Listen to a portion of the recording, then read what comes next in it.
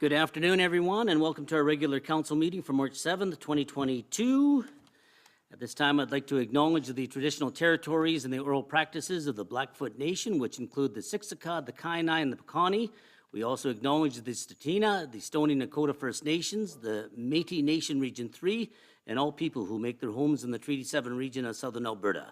We are making this acknowledgement to demonstrate our continuing efforts to work together as we strive for reconciliation through increased and collective learning.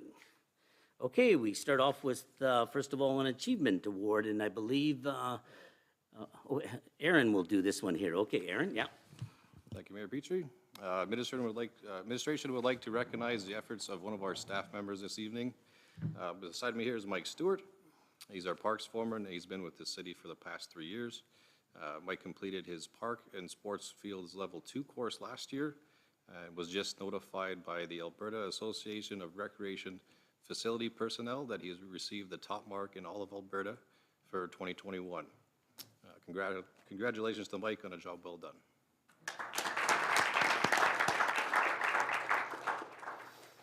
Yeah, congratulations, Mike. We've met several times before there. I know you have a nice extensive background and you do wonderful work with the city here. So congratulations, good for you. Thank you very much. A large number of people take that every year, and it's an honor to have him with us here. Very good job. Okay. And you're welcome to stay for the rest of the meeting. Nobody ever does. You don't have to sit beside Phil. Yeah. Okay, we have some other, thanks, Aaron. Yeah, we have some other staff introductions. Okay, Richard Mack, if you want to come forward here.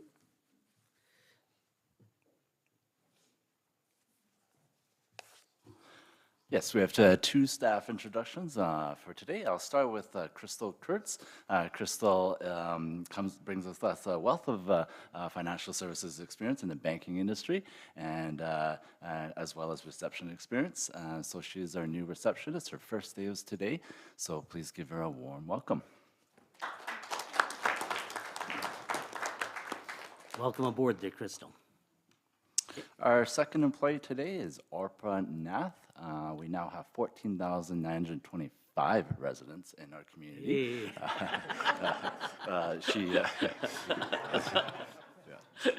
She arrived from City of Regina last Thursday. She brings with us a wealth of experience of asset management experience. She has her Bachelor of Administration. She has her Master of Human Resources Management, and she's also a certified professional asset management planning. So today is also her first day as our asset manager. Welcome to the City of Brooks, and welcome, to Brooks, Alberta here. Yeah, glad to have you aboard here. Okay, thanks, Richard. Yep. Okay, moved by Councillor Jessica that the agenda be adopted. Any items or deletions for the agenda? Okay, all in favor? Carried. Moved by Councillor Nesbitt that the minutes from the regular council meeting held February 22nd, 2022 be approved. Any errors or admissions on those ones? Okay, all those in favor? Carried. Moved by Councillor Prentice that the city support the event by allowing the use of portion of First Street West, allowing the use of city bleachers and doing the final street sweeping. And Lisa will talk to this one here. Yes, and I'm going to ask Chase to come up with me. I undersold just how big of a deal council was to him, so he's very nervous. So feel free to pepper him with your most difficult questions. Through the chair to Mayor and Council, staff has been working with the owner of the Brooks Hotel, Chase Irwin, whom I'll allow to speak in just a couple seconds, in regards to an event that we'd like to hold in downtown Brooks. So the event would be an outdoor professional bull riding competition, and it would be held on First Street West. A large part of the planning and organizing has been done by Chase, but before we move forward to make the event official, he's reaching out to the city to receive support. The event could recur annually and has the potential to bring in a number of tourists to the community due to the uniqueness and the novelty of the event. And holding a rodeo in our downtown core is a perfect metaphor for Brooks's urban and rural blend. It also gives locals an opportunity to attend an exciting event and help keep entertainment dollars in the community. So Chase, like I mentioned, has done a lot of the legwork already, and he's here to just talk a little bit about the outreach that he's done with the Kinsman Club, the other business owners in the BRZ, and just to give a little bit more information on what could be happening if we did host this event. So this is Chase Irwin from the Brooks Hotel, and as an extra special bonus, he's brought Alberta's #1 best sandwich for us all to enjoy afterwards, so he can enjoy one of those later. Everybody, Okay, go ahead, Chase. I'm just looking to do, my goal is to put on something that we could do every year. So the goal date would be July 20th. We'll have to shut the street down for hopefully just one day. It would technically be, so it's a Wednesday night, it would technically be from Tuesday as soon as like 5 o'clock, whenever businesses are done, until sometime Thursday morning when I can get the dirt off the road. We've got 30 pro bull riders already lined up. It'll be a sanctioned event, and it will be, the goal is to do it in the middle of the street. It's never been done before. It's a pretty big undertaking, but I think it would be pretty cool. And if we can make it work once, then I think we can go bigger every year. What do you got for me? Okay, now I'll Start shooting. open it up for questions. Go, okay. Yeah, what you got? Counselor Wardrop. Thanks. Thanks for the sandwich, too. Yeah. I'm looking forward to I that. know what I'm doing. Okay, so I have some questions. Yep, let's go. And just now, you said it was the first, like, have you, you haven't modeled this after another event, or, So This is the they've first- never done it in a street. yeah, This will be it's a condensed version. It'll be 3 shoots. But they've never actually, it's never been done like this. They'll normally do it in a big parking lot, different stuff. But this would be the first time they actually do it in a street, let alone in the middle of a downtown. so, my first question is the space issue. Like, is that gonna be enough space? Even just driving down to City Hall, I'm like looking at it and wondering how that would It is, all- yeah. So I'm not very good with directions, but in front of the Ingram Building would be where all the backup chutes are. From the alley over would be where the main chutes are, and then all it'll be all standing room both sides, and then bleachers on the end, and then bleachers in our parking lot. Space, they've never done it that small, but that's kind of also the allure of it. You'd be able to drive downtown and you could see professionals riding bulls in the middle of the street. So does shrinking the space make it potentially more risky? Shouldn't. They actually don't move a lot. So when they come out, it's 8 seconds, and they've already got 30 pros lined up to do it. It'll be a sanctioned event, and it'll actually count towards whatever the association they're part of is. And then about, so the sand and the dirt, how would that work? Yeah, so it would start coming in around Tuesday night, and it's actually 28 semi-loads of dirt, not sand, learn that.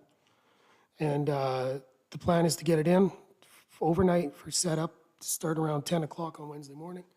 And then as soon as they do the tear down of the chutes, which would be Wednesday night, they're gonna do that and get the sand out, hopefully by Thursday morning. And I would like to ask for street sweepers to just do the final thing. They're gonna get as much as they can off, but they will need the street sweepers.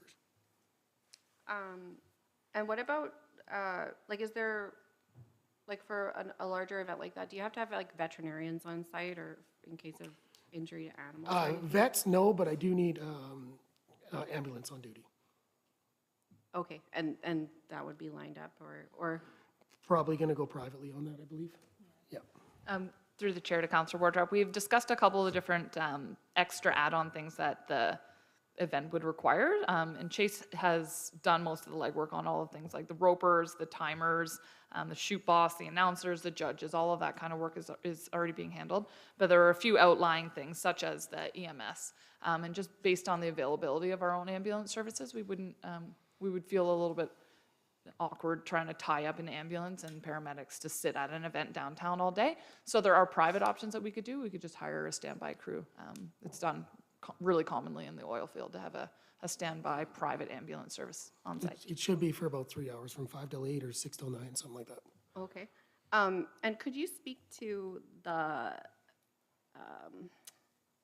assistance with liability insurance? So it's technically a city street. So because of that, I need I would need the city's liability to cover it. That's the Yeah, big that help. sounds, I think that's the trickiest thing Yep. that I see Yeah, there. no, I understand. Um, But I wouldn't be able to pull it, so it would have to be, So I can try to touch on this a little bit. Whenever somebody rents a city facility, they have the option to acquire event liability insurance through our insurance provider. So if you rented the field house to hold a volleyball tournament, you could get liability event insurance. And the same should go for rodeo events, because it's just another sporting event, but it's a significantly more dangerous sporting event, so it's not listed as an option under that additional add-on liability that we would normally offer event planners. So with that in mind, there are some options that we could consider. We could consider putting them under our insurance if it's possible, or consider helping them out with the cost of additional event insurance, because that is obviously a major concern. And it just takes a little bit more information a little bit legwork on our behalf to find out what our options are exactly in order to do that. Okay, Councillor Jessica? So I'd like to be in on that conversation when you call an insurance company. But, so mutton busting, great, steer wrestling, fine.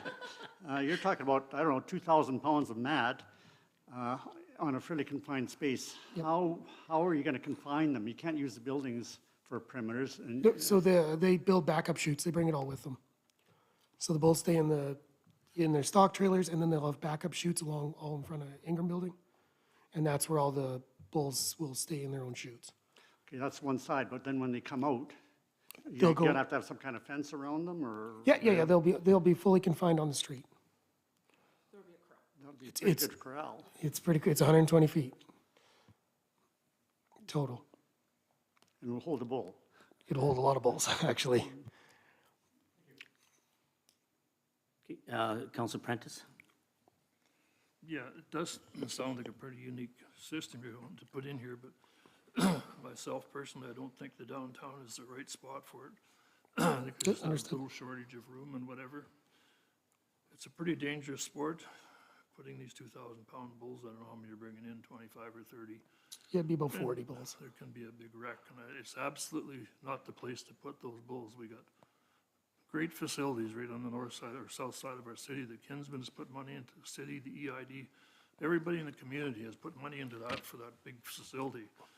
And to me, there's no, I can't support putting it downtown. I just think there's too many risks. I understand, and I'm not trying to undermine what they've done. No, I'm just telling you, I think my portion is I just don't think it's the place for it, and I Okay. wouldn't support it. Fair enough.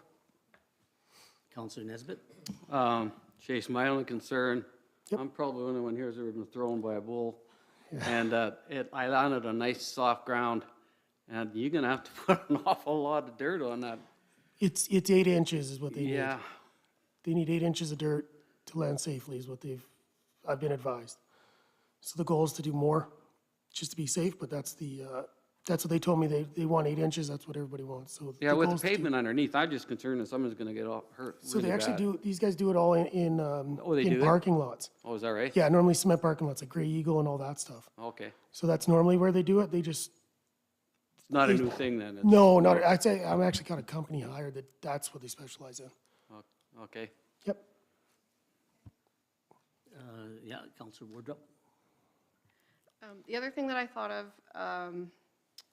was like there'd be like alcohol consumption, right? Because the big draw would be like you're right there. It there's would, the Brooks Hotel. right, so first year, it'll just be under my permit. So it'd be 18 and older event, there'd be no families, nothing like that. It would strictly be 18 and older for the first year. And if we make it work, then we can worry about the other stuff. But the goal would be to just get it done once. I know I can get a permit for that easily. My point isn't about like the logistics of having like 18-year-olds Yep. old or whatever, but it's like such a dangerous activity, and you pair that with alcohol consumption and the liability. So what's the problem with that, sorry?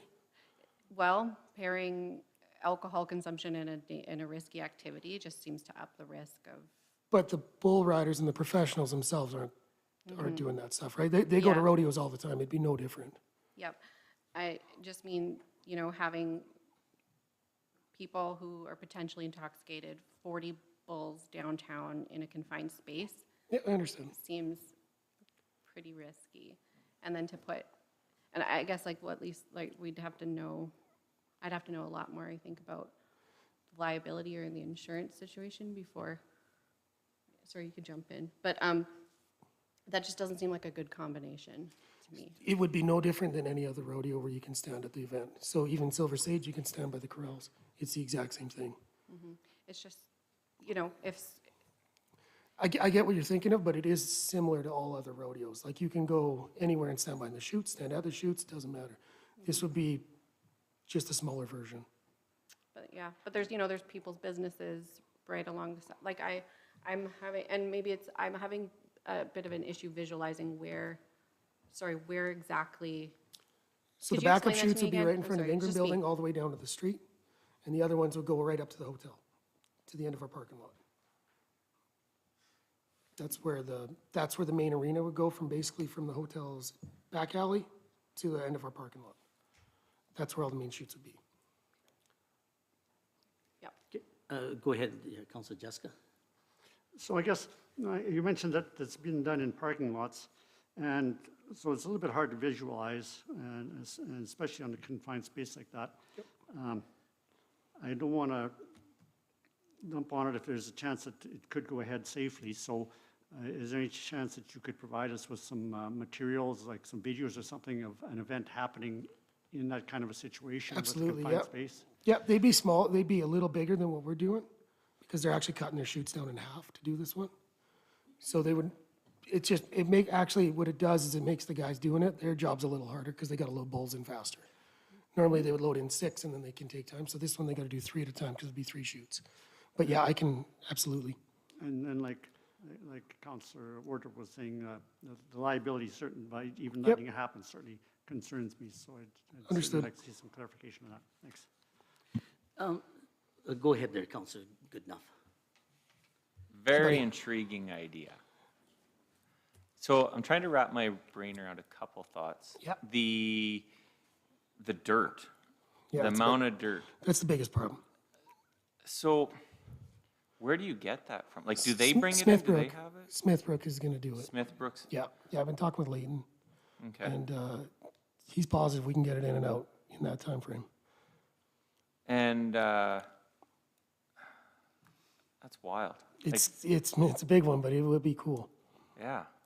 I'm sorry, you got me on that. I'm very intrigued about this If you because can visualize it, it's never been done, and the guys that I'm hiring to do it are very excited about it. so the company or the guys that you've hired. The company, yeah, So there's a company, they set up temporary bull things for like bars, casinos, all that stuff, especially around Stampede and all that kind of stuff.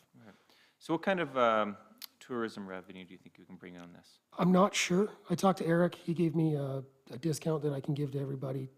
Hopefully, we can prove it sells some rooms. But I honestly, the first year, I don't know.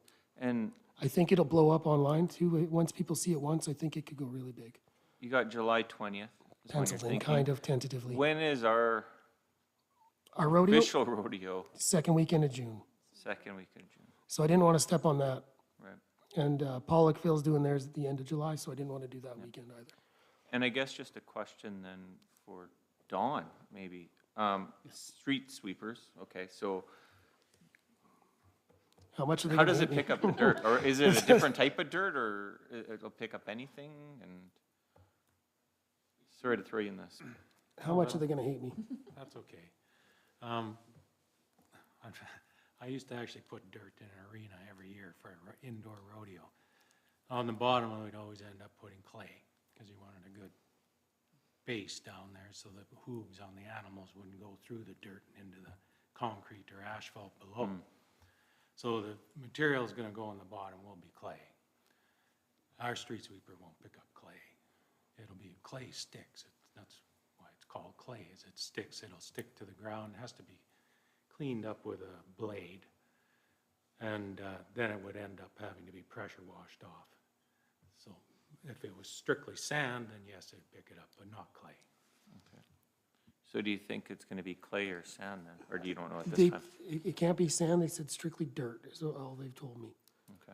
But even that, I could get a pressure tank in to do it. Thanks. Thank you.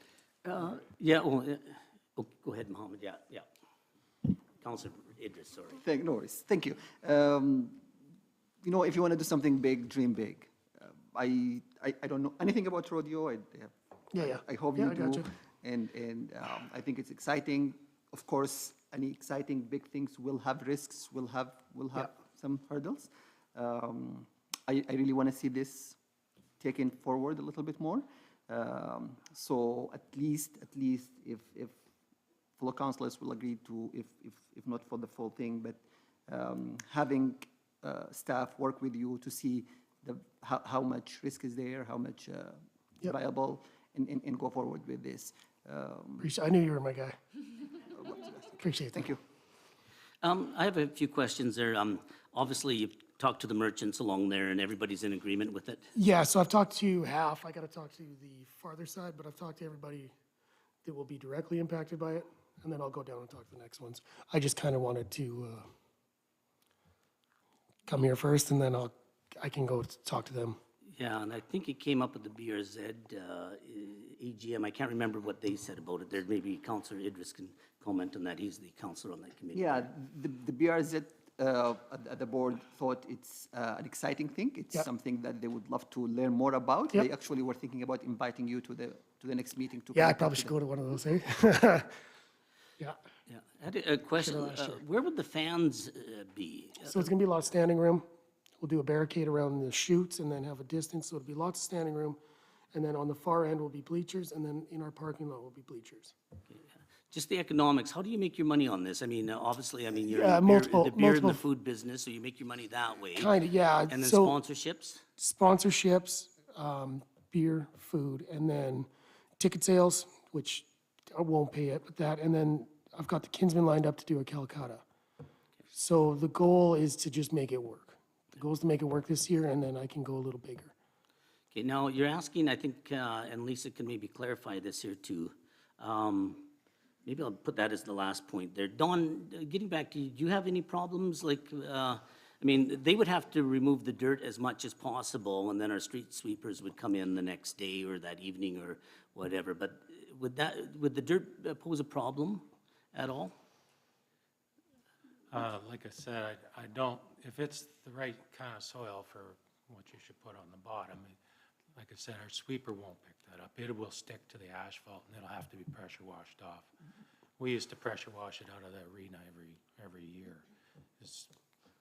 You can't use a sweeper, it won't pick it up. So if it won't come off, I could get That's fine. is that okay? Yeah. I'm just saying, our sweeper won't pick that clay up. I know it never rains in this country, but suppose it rained on July 20th. Yeah, I know. Without putting, no, and again, we have to look at all the risks here, eh? So would that be a problem? No, I couldn't see it. It'd have to be a pretty big downpour to wash all that material down to into Okay. the catch basins, and the catch basins have sumps, so they would catch that, but. My guy. Okay. And then just about the insurance there too, because I think you wanted to take on with the city insurance, and Lisa, if you can clarify that.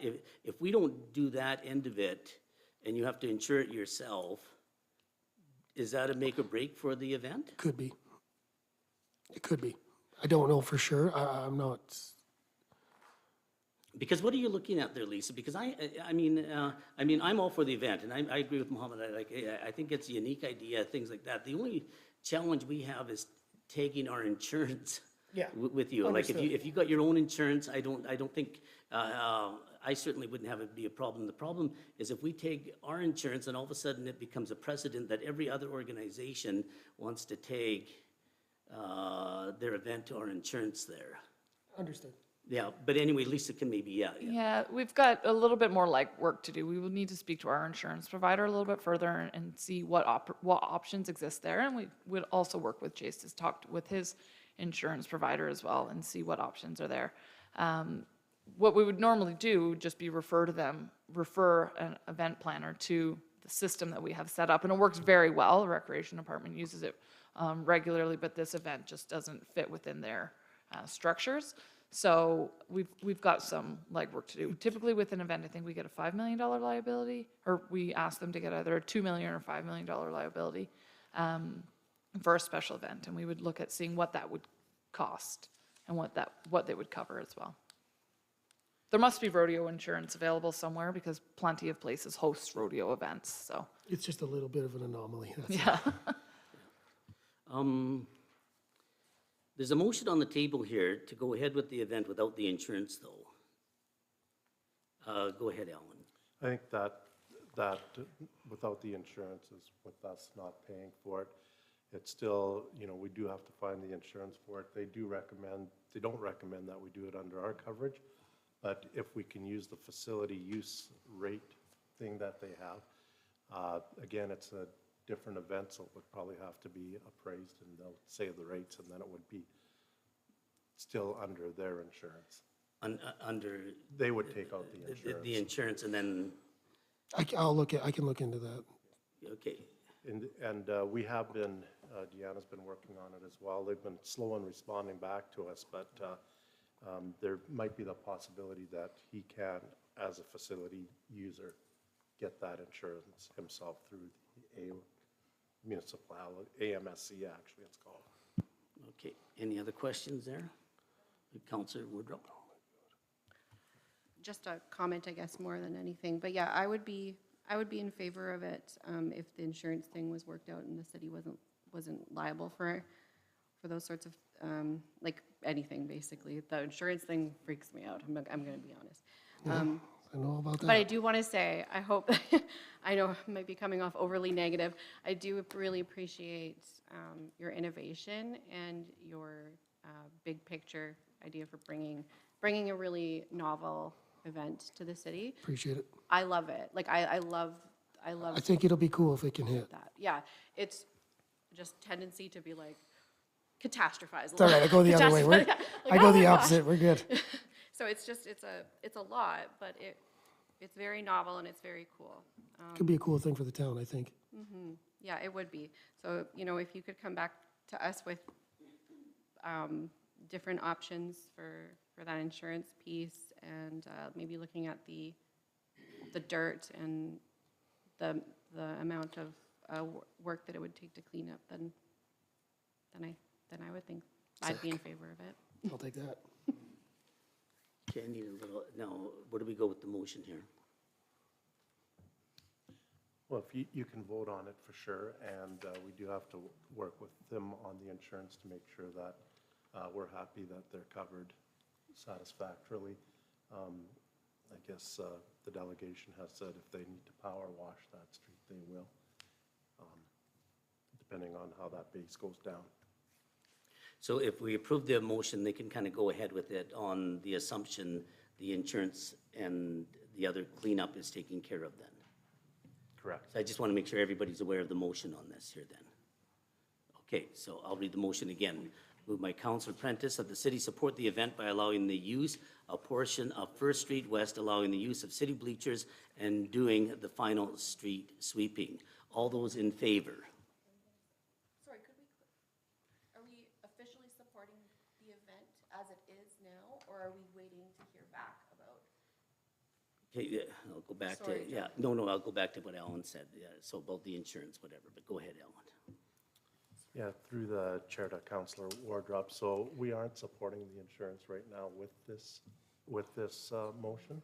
But what we are doing, we will work with them to make sure that, to see if they can get it through that facility use program through Alberta Municipal Services Corporation. So we're supporting the event, but not the insurance portion of it, with this, read the way the motion reads. Okay, sorry, Okay. just No, to yeah. clarify. Councilor Jessica? Well, so Mohammed, you've never seen a bull rider? Oh, you need to see it.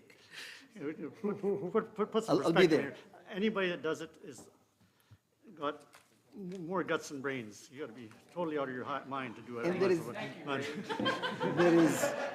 There is And I the have proof right Spanish way here. of doing it. Okay, There is the Spanish way of doing it too. Yeah, yeah. Councilor, do you have a question then? Now, what is this? So when I brought up my earlier question, I was saying, I can't support a little more information. So I guess that's where I'm gonna have to be without seeing exactly how they're gonna manage this, because it's just would scare the bejesus out of me if something went wrong and the city had told them to go ahead with it. So I would really want to see just how they plan to contain these animals and protect everybody. It is a big undertaking, but everybody that's hired is the best we can get. Everybody's professional. Okay, Council, good enough. Are you able to share the company's name at this time, or who you're working with? I probably could, I don't see an issue. It's called Sawyer Pro Rodeos. Sorry, say that again? Sawyer Pro Rodeos. Okay. And they're booked pretty well every weekend, hence why we have to try it on a Wednesday.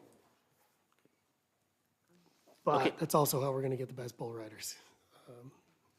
Okay, I'm going to go back to the motion here. Yeah, so, okay. So the city support the event by allowing the use of portion of First Street West, allowing the use of the city bleachers, and doing the final street sweeping. All those in favor? Opposed? My guys. Okay, there. And then we will need clarification on the liability and the insurance and all Yeah, that. I'm just gonna go ahead full blown, not talk to you guys anymore. We're good? Yeah, okay. Awesome. Thanks, Okay, guys. thanks, Appreciate Chase. it.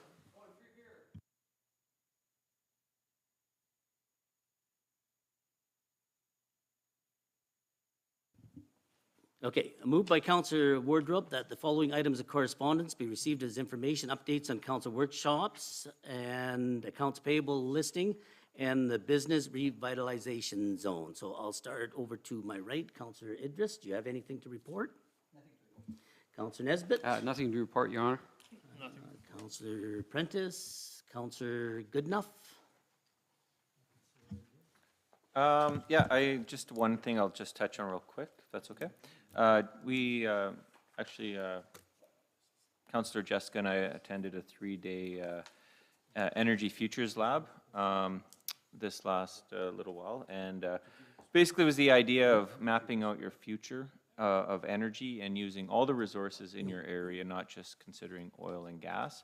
And this workshop was very informative on how we can partner with renewable energy and thinking for the future of southern Alberta. And so not a lot to report on that, but maybe Councillor Jessica will mention a bit more, but very informative, and I look forward to hearing more back. We're not quite done with this, but we'll have one more session. I just wanted to touch on that. Since you got your mic ready, I was going to come to you in a little Yeah, bit there, but sorry. if you wanted to tag team with him, go ahead there. Well, that's the only thing I've got to talk on, is that, Yeah. and then a lot of it was about thinking outside the box, and where we could go in the future with Brooks, not end area, not just with energy, but in almost any kind of project. And I think there was quite a bit of value in just the diversity of people that brought together, and the large number of ideas, and the brainstorming that went on. And there was some good lessons, and like these guys, this is what they do.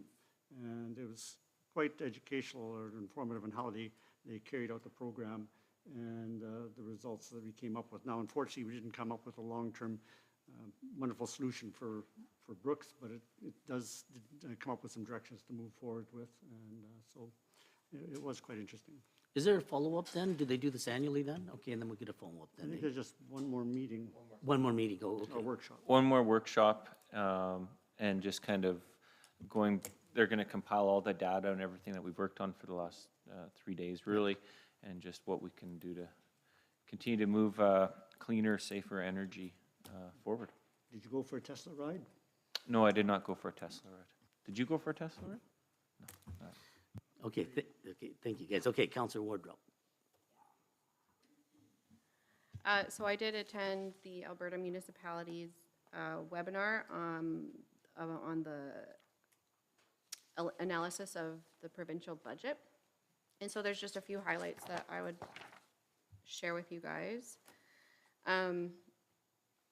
So overall, the idea was that there's a lot of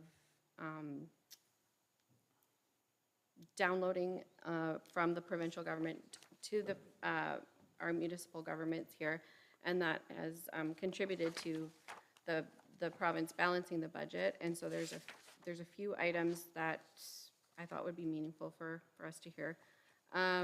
Priorities for us here in municipal governments would be the declining investments in in infrastructure. So there's just a continual downward trend. Like our MSI, I think this was the biggest thing, was the just general fiscal framework that we'll be getting. So the MSI will be obviously a 59.4% reduction starting in 2022. We were expecting that. And then after that, then the local government fiscal framework will replace the MSI, but that funding is still well below municipal expectations, and it will actually be 37% less than the annual average of MSI over the past 10 years, which is, again, another hit for municipalities. Also, the province is, their education property tax is set to reach 2.55 billion now, which is 27 million more from 2021-22. That's a result of a 1.3% increase to the province's requisition of the education tax there. Obviously, we do our best to keep property taxes low, but this has implications for municipalities in terms of what tax rates will require from our taxpayers. Positive things was some investments in broadband, which we saw from the pandemic we desperately need. So 390 million over the next 4 years will go into broadband projects in underserved communities, and obviously we're excited about that. The other thing that was mentioned, and I won't belabor this because we've talked about it quite a bit, was the downloading of policing costs to municipalities. So Alberta Municipalities has advocated to the federal government to help pay that retroactive pay. They've asked that the municipalities that assigned a municipal police service agreement with the RCMP hold off paying those invoices until Alberta Municipalities receives a response from their advocacy from Public Safety Canada. So hopefully they make some leeway on that. Affordable housing for municipalities is, again, following the trend of reduced funding. Total capital investments in affordable seniors housing programs are set to decrease from 112 million in 2021 to 87.1 million the next year, and then 81.4 million. And this, the Alberta municipalities expressed a lot of disappointment given the budget's acknowledgement of the growing demand for affordable housing, and so there's a lot more demand for this affordable housing, but we will be continuing to get less and less funding for that year after year. And a note too, so if you wanted to look at that more, they've got the Stronger Foundations Alberta 10-year strategy to improve and expand affordable housing. That document is online if you want to take a look at that. A positive note, mental health and addictions will be continue to see some attention and funding, so that's great. So Alberta Municipalities was pleased with that. They also did mention that they'd like to see increased funding for preventative programs, including harm reduction, so that some of the costs associated with treatment and recovery can be avoided. And then one of the last larger issues was the emergency medical services. So Alberta Municipalities has been advocating really strongly to have some increased capacity there, because that's been a level of service that's been lacking. In response to their advocacy, this January, the government announced a 10-point plan to add capacity to EMS. And I think it's in the form of $64 million. It was unclear how that was actually going to be allocated, but hopefully with continued advocacy, they can see, we'll be able to see how and if that will actually increase capacity. I think those are like the big highlights there. Their document is available now on the Alberta Municipalities website with further analysis and more detail there, and there's some really good visuals. But overall, we're seeing just a decrease in funding, and that has some major implications for us as municipalities. And I just want to add a couple things. They did talk about rural doctors and about putting an effort into that, which was good. They talked about veterinarians, which is a problem not only in Brooks, but Alberta and all of Canada there too. I'm going to ask Alan on this here too. We often talk about MSI funding. What did we do before MSI? Because that came out, I'm trying to think of what year, maybe Sandra might know, but you don't have to say now. It was about, was it 2008 or something like that? When the coffers were really good, we had all this extra money, and that gave municipalities the extra money to build infrastructure. And I know the Edmonton Coliseum was built on MSI funding. That's just an example of that. But what did municipalities do before MSI? Yeah, the MSI, that was a long time ago, and actually, when it came out, I believe they were gonna spend all that money over a 10-year frame, and now it's, been 15 years, and it's gonna expand a couple more years, and as Councillor Wardrop says, we got a little bit of extra money here in the last year, so they're cutting it drastically for this year and next year until that local government fiscal framework goes into effect. And again, that's going to start less than what we averaged over the MSI. It will increase, I guess, by half of what the provincial revenues go up, not by the whole amount, which in itself is disappointing. It'll be interesting to see what the base is now. We know the provincial revenues are going to go up quite a bit just because of the price of the oil, but when that finally comes in place, is it going to start dropping then, and is that going to impact us? So before that, God, that's a long time ago. You know, they had just more so ad hoc programs. There was something called a municipal assistance grant. Wasn't near the magnitude of that, more of an operating grant.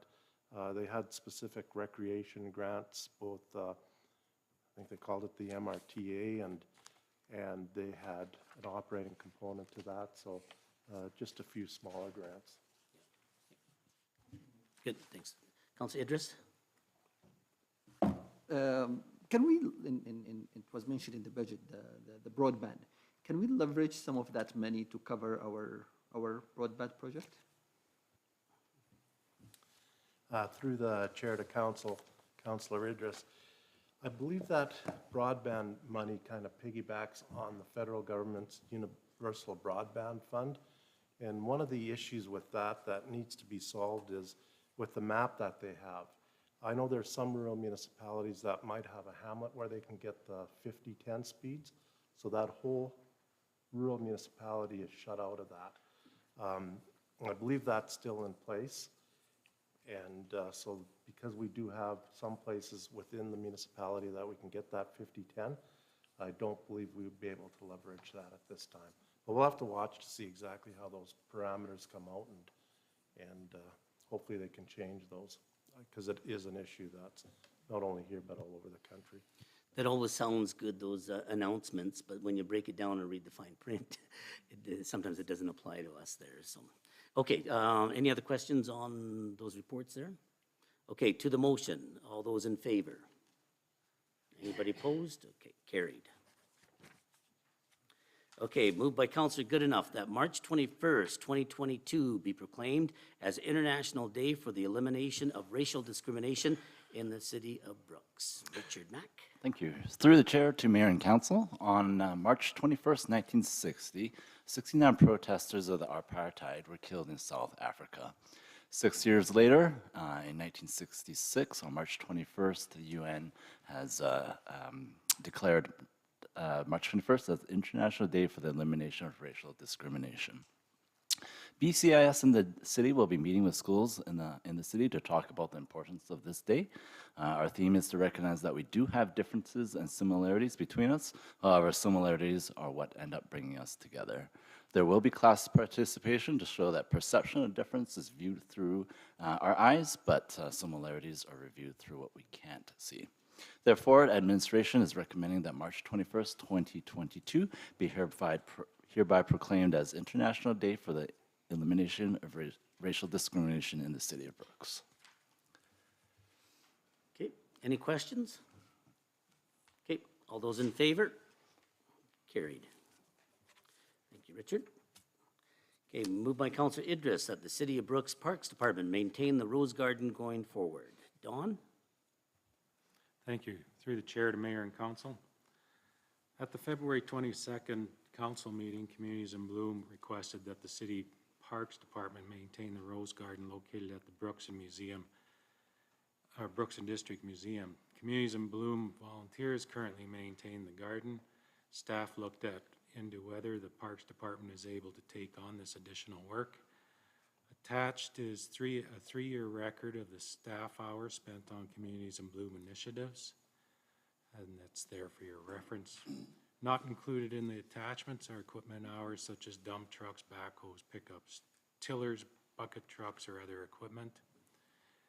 The estimated man hours to maintain the Rose Garden for the season are as follows: 24 hours of placing wood chips, 216 hours for weekly maintenance, and 4 hours sprayings for a total of 244 hours for the season.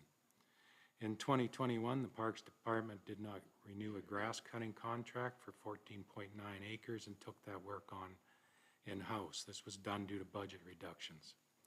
This also put a burden on staff hours. Staff feels they would be able to do the additional work required to maintain the Rose Garden, but any more increases in work above the Rose Garden would require additional summer staff. Therefore, staff is recommending that the Parks Department maintain the Rose Garden going forward. Okay, any questions? Counselor Jessica? So I'm on Communities in Bloom, and there's been certainly lots of discussion at that end about this whole topic, and we appreciate the city, I'm sure Communities in Bloom appreciates the city going forward with this. And part of the discussion is anything that could be done to streamline the process for the city. So I see that the city's already putting down mulch, and there's no shortage of mulch over at No Recycling, so you put it on all the flower beds you want. I don't know, we did talk about whether, I don't know if there's a geotextile under the mulch or not, but maybe that would be something to do, and possibly some trickle irrigation or something to cut down on some of the workload for public works or parks. So maybe you and I can have a talk about that or at some time. So no, that's really great. And I was also at the museum meeting here the other day and the AGM, and that's where it is located. And I asked for some feedback from the museum about how they felt about the Rose Garden. And so far as the museum goes, they feel it's definitely an asset, and that they stated that people do come there just to see it. So I think it is worth looking after, and it's great that the city can assume that burden. It was interesting, the hourly breakdown on the hours you guys put into that. Nice job on that there. Yeah. And I think Communities in Bloom has to be happy with what we're doing today on that there too, because they had talked about that for a while there. Councillor Goodenough? I just wanted to say thank you, Phil. I know you put your heart into making our community look good, and I know that Communities in Bloom gets a lot of recognition, but what you do and your team does goes far and above expectations. I'm just curious, with the 244 now more hours are going to be requested. So, like, is there a designated team then will be looking after, or just you're just going to add it into the workload? If that makes sense in that question. We have a team that does just that does weeding, Okay. right, for all the beds. So they'll go around and they'll just add that to it. Okay. All right. Thank you. So no extra staff are needed for that? Well, we get summer staff. Right. We've hired. We've hired all our summer staff now. So. Okay. Thanks. Yeah, and I'll just reiterate what Councillor Goodenough said. Yeah, no, thanks, because you guys are a big part of making this community very nice in the summertime there, so thanks, yeah. Okay, to the motion that the City of Brooks Parks Department maintain the Rose Garden going forward. All those in favor? Carried. Moved by Counselor Wardrop that the Meadowbrook Playground rehabilitation be awarded to Cruise and Property Maintenance and Bobcat Service in the amount of $123,000 to be funded from the Playground Equipment Replacement Program. And this is Don. Thank you. Through the chair to mayor and council, the Meadowbrook Playground Rehabilitation was presented to the Brooks and District Recreation and Parks Board on December 1st, 2021. Each year, $30,000 is contributed to the Playground Equipment Replacement Program. There's $150,000 in that fund. The rehabilitation would include the addition of a new swing set, removal of the pea gravel and replacement with a pour-in-place surface, a new landscaping, and complete with irrigation. A design and a request for quote was completed. Three contractors quoted on the construction of the playground. Solution Lawn Care was $172,000, Diamond Cut was $154,000, and Cruise and Property Maintenance and Bobcat Service was $123,000. All contractors are able to complete the work. The lowest quote was Cruise and Property Maintenance and Bobcat Service and is recommended to be awarded the work. Therefore, staff is recommending that the Meadowbrook Playground Rehabilitation be awarded to Cruise and Property Maintenance and Bobcat Service in the amount of $123,000 to be funded from the Playground Equipment Replacement Program. Any questions? Will the playground be ready this summer then? Yes. Okay. And it's actually kind of nice to have one at that end of town. I think we were kind of lacking one at that end of town there, right? Note that end of town has one on the end of 15th Street, one in the Quad Ball Diamonds, and this one. Oh, this one in Meadow, okay, so there's both, okay, Yeah. good enough then. Okay, to the motion those, all those in favor? Carried.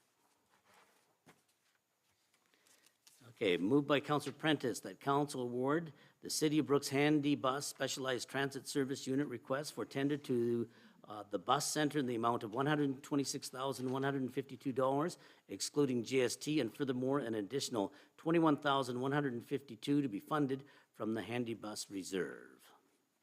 And Don again. Thank you. Through the chair to mayor and council, the City of Brooks Handy Bus Specialized Transit Service Unit HB4 is due for replacement this year. The unit is in poor condition, as indicated in the attached condition assessment. The budget for the unit is $105,000. Staff posted a request for tender on Alberta Purchasing Connection on February 1st, 2022. The city received 5 proposals. The bus center was $126,000. Dynamic Specialty Vehicles was $127,000. Move Mobility was $117,000. Western Canada Bus was $117,000, and another one from Western Canada Bus was $109,000. Staff evaluated the proposals based on the criteria of cost, delivery, parts, supply availability, location, and warranty.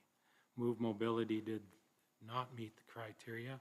Western Canada Bus is the more favorable quote due to the lower price. However, Western Canada Bus notified staff that the manufacturer could not provide the supplier a cost until the unit is nearly built and was unable to commit to their proposal. As a result of the above, the bus center was then the most favorable proposal. However, it is $21,152 over budget. Funding for the unit is from the Handy Bus Reserve. At the end of 2021, the balance of the reserve was $179,000. Therefore, the overage could be funded from the Handy Bus Reserve. The recommendation is that council award the City of Brooks Handy Bus Specialized Transit Service Unit request for tender to the bus center in the amount of $126,152, excluding GST, and furthermore an additional $21,152 to be funded from the Handy Bus Reserve. Okay, any questions? All those in favor? Carried. Moved by Councilor Nesbitt that the Smithbrook Mud Services be awarded the cardboard collection from commercial buildings and city-owned facilities contract beginning April 1st, 2022 and ending March 31st, 2027 for 5 years at a total cost of $1,016,134, excluding GST. And Don, this is yours again. Thank you. Through the chair to mayor and council, The city currently collects cardboard bins from commercial businesses and city facilities. This is done by city staff, city-owned trucks and bins. The trucks have gone past their useful life and will no longer pass the next commercial truck inspection due in June 2022. In 2021, council decided to contract out this work. Staff put out a request for tender for a 5-year contract on Alberta Purchasing Connection on February 8th, 2022. The RFT closed February 25th. The RFT is for the collection of 255 6-yard bins from 149 businesses. The bins are new self-locking bins with a slot for the cardboard to be flattened and placed through the slot. Staff expects approximately 3 months to put the program into place from start to finish. The city received one tender from Smithbrook Mud Services for a total amount of $1,016,134 for 5 years of service. Even though there was only one tender, staff evaluated the bidder based on criteria of price, previous experience, equipment, and safety record. Therefore, staff is recommending that Smithbrook Mud Services be awarded the cardboard collection from commercial buildings and city-owned facilities contract beginning April 1, 2022 and ending March 31st, 2027 for 5 years at a total cost of $1,016,134, excluding GST. Okay, any questions? Councillor Woodruff? Would it be possible to wait until we get at least one other tender? So it was only opened at February 8th it's a big commitment over 5 years. I would like to see one other tender at least, or is that not reasonable? Well, we had just went for a tender on the multifamily and we can see on APC everyone that's pulled the tenders. We had quite a few tender on the multifamily, so they were quite familiar with the city and our expectations from our previous tender. And what this indicates to me is they weren't interested in committing to a firm cost for the next 5 years. So I don't believe even if we went and tendered again and left it on there for 6 months, I don't think we would get. I don't believe they would still be interested in tendering a firm cost for the next 5 years. And is the cost, like, is this cost what you think would be a good price for the services for 5 years, over 5 years? I believe this cost is probably pretty relative to if we were to buy trucks and do it ourselves. It's also pretty much in line with what they are charging other businesses as a private service between business and contractor. Councillor Jessica. Yeah, we were hoping to get another proposal from Medicine Hat. They did indicate, I think it's Canadian Waste, to indicate a lot of interest in the project, and we had met with them, but apparently they decided not to go ahead with it. I do see it's still, so when we first looked at this back in 2020, it was based on 150 bins, and it's still got 149, so it doesn't look like many have contracted with Smith. So it's a little bit higher than what they were talking about in 2020. At that time, it was 163,000 a year, 164,000, and now it's 203. But then that's fixed for 5 years, so that's going to get kind of eaten up by inflation, some of the difference there as well. So now, was there any mention or in the discussion that still leaves a lot of places in downtown and businesses throughout the city that don't have cardboard collection? Are they able to share these bins, especially they're large bins? So if a couple of businesses wanted to get together with one bin, is that a possibility? Yeah, that's the way we have our program put in place. When we have to place bins strategically downtown so more people share the one bin.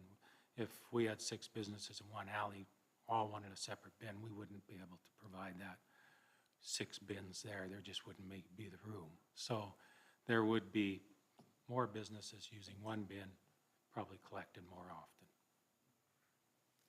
Councillor Goodenough. The RTF has new bins coming in. So is that Smithbrook is purchasing them for us and installing them, or is the city? No, this, the contractor provides all material. Okay, thank you. Counselor Prentice? Don, with the numbers there, if you want to add some more onto this, you just got a set price for that too? Like if somebody else wants to come in that's not on, there might be some That, within the city. that's correct, Counselor Prentice. So- The tender is per tip, so if somebody else wanted to be added Okay, so on, it's- it would be a cost per tip. Okay. Counselor Idris? Why do you think is the lack of interest? Is it the length of time? Does changing the length of time may change interest? Is there any other, is it the market? Is it the availability of people who do this kind of work? Well, I can't really speak on behalf of all those contractors that didn't bid. I can only tell you what I think it is, and I believe it is that from the looks of the first tenders that we ever got in for the multifamily, a lot of them bid with percentage increases unknown, which includes like CPI, those types of increases, because they didn't know what those inflation's going to do. And I believe myself personally is they found it too risky maybe to commit to a firm cost over the next 5 years. That's just what I think, but I could be completely wrong and it could be a different reason. Counselor Jessica? I was just gonna say, and there's nobody else local that has the equipment or the expertise, so anybody else is gonna have to send their trucks down the highways every day to do the work, and that certainly would be a substantial additional cost that they'd have to make up. Okay. To the motion then, all those in favor? Oh, yeah, good, okay, good, carried. Okay, moved by Counselor Jessica that council appoint Marcus Anstey, Sandra Haber-Melville, Murray Denunston, Christy Waldner, Debbie Smith, Karen Harris, Willie Sparrow, and Courtney Hebert to the Business Revitalization Zone Board effective March 1st, 2022 to March 1st, 2023. Anybody? Okay, Amy speaks to this one. Thank you. Through the chair to mayor and council.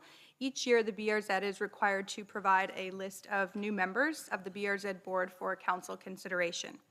The BRZ is requesting that the following be appointed for a one-year term effective March 1st, 2022 and ending March 1st, 2023.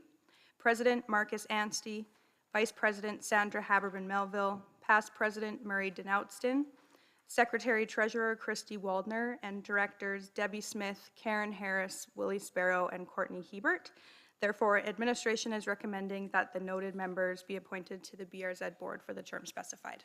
Okay, any questions? Counselor Goodenough? Sorry, I'm not sure if you can answer this, but do all these appointees have to be business owners of downtown? Through the chair to Councillor Goodenough, yes, that's correct. That's, and Just a clarification, I don't know if they have to be a business owner, they have to be in business downtown. Is there a Oh, difference? I believe they could be a manager or something like that, but they have an to employee be, of downtown. they have to be yeah, located yeah. downtown. Okay, I'm just curious, and I'm just nitpicking here a bit, but Murray Denounston, he sold his business. I'm just curious what his business would be.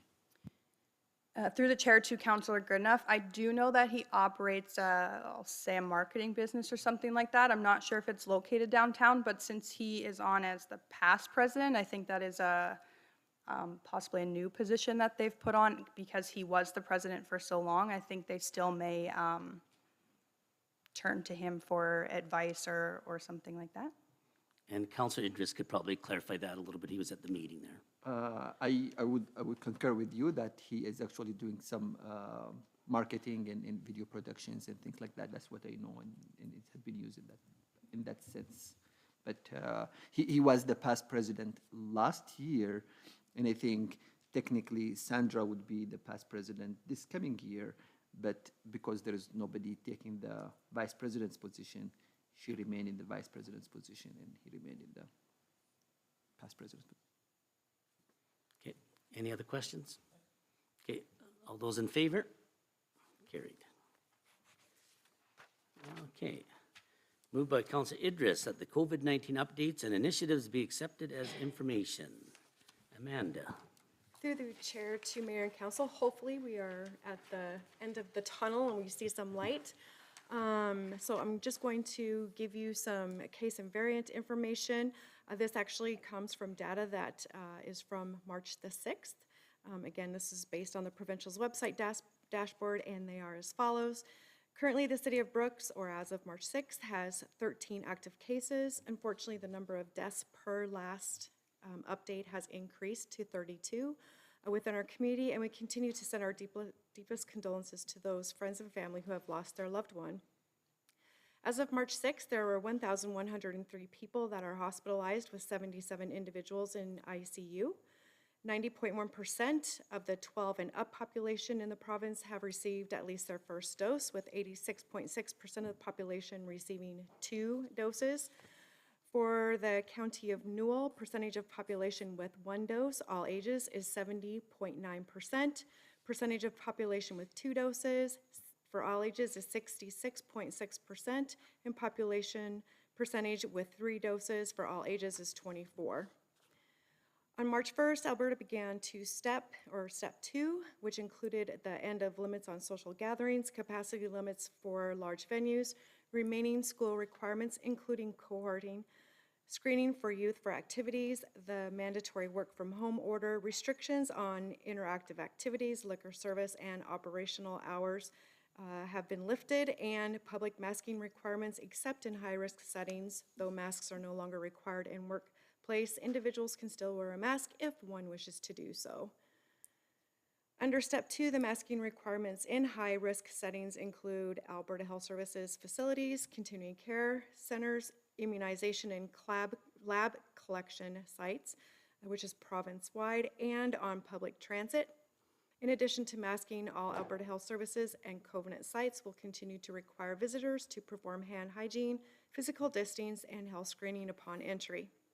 Isolation continues with those isolation mandatory conditions for anyone with COVID-19 symptoms or a positive test result.